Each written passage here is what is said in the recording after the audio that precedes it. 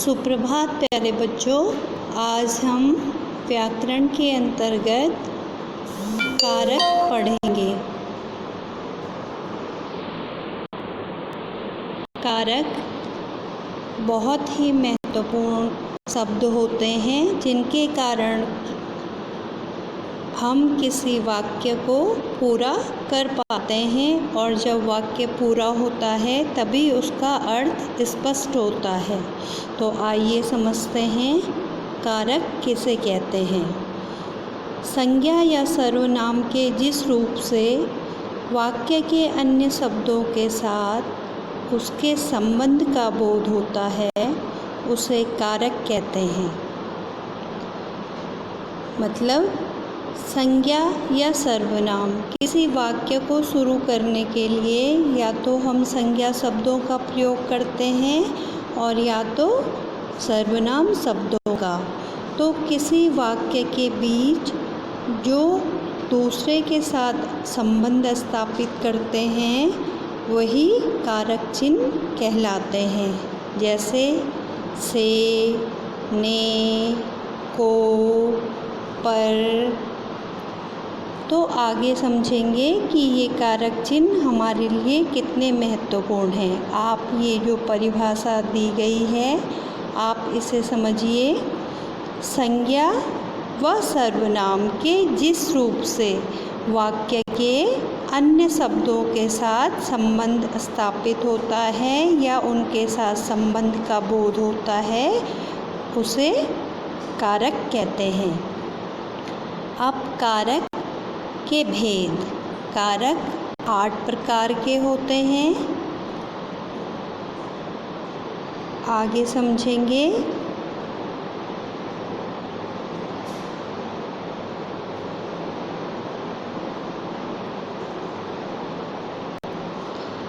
कारक 8 प्रकार के होते हैं। सबसे पहला कर्ता कारक, दूसरा कर्म कारक, तीसरा करण कारक, चौथा संप्रदान कारक, पांचवा अपादान कारक, छठवां संबंध कारक, सातवां अधिकरण कारक और आठवां संबोधन कारक। अब इनके अपने अपने चिन्ह होते हैं। अगर कहीं पे संज्ञा या सर्वनाम के बाद ने शब्द का प्रयोग होता है तो वहाँ कर्ता कारक होता है। ऐसे ही अगर को का प्रयोग होगा तो वहाँ कर्म कारक होगा। तीसरा, अगर से या द्वारा का प्रयोग होगा तो वहाँ करण कारक होगा। और जहाँ को या के लिए का प्रयोग होगा वहाँ संप्रदान कारक होगा। जहाँ से अलग होने की स्थिति में प्रयोग होगा वहाँ अपादान कारक होगा। अब आप कहेंगे कि करण में भी से है और अपादान में भी से है। तो जब वाक्य में आपको ये बोध होता है कि किसी वस्तु से किसी को अलग किया जा रहा है, वहाँ पे अपादान कारक अलग होने की स्थिति में प्रयोग किया जाता है। जैसे पेड़ों से पत्ते गिरते हैं, तो पेड़ों से पत्ते अलग हो रहे हैं। उस स्थिति में आप से का प्रयोग करेंगे तो वो से का प्रयोग अपादान कारक के अंतर्गत आएगा। केवल अलग होने की स्थिति में से अपादान कारक में प्रयोग होगा। आगे है संबंध कारक, जहाँ पे का, की, के शब्दों का प्रयोग होगा या ना, नी, ने या रा, रे, री शब्दों का प्रयोग होगा, वो संबंध कारक के अंतर्गत आएंगे। आगे सातवां है अधिकरण कारक। अधिकरण में और पर शब्द का प्रयोग जहाँ होगा वहाँ अधिकरण कारक होगा।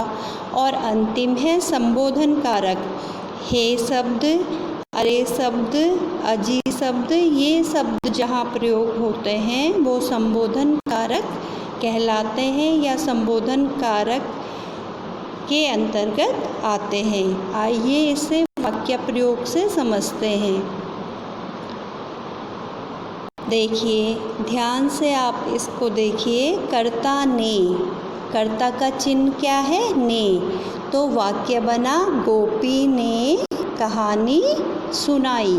तो ने का प्रयोग हुआ, तो यहाँ कौन सा कारक है?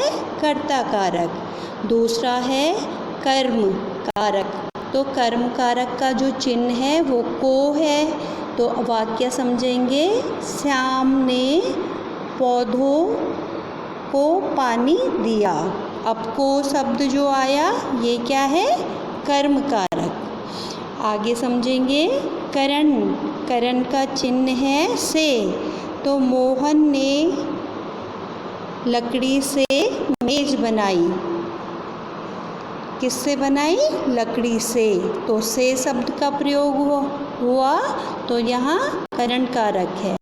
आगे संप्रदान कारक का चिन्ह है के लिए। तो वाक्य से समझेंगे, मोहन ने राम के लिए जलेबी खरीदी। इसके लिए? राम के लिए। किसने खरीदी? मोहन ने। तो राम के लिए शब्द का प्रयोग हुआ है, इसलिए वहाँ क्या है? संप्रदान कारक। अगला है अपादान कारक। अब अपादान कारक का चिन्ह क्या है? से।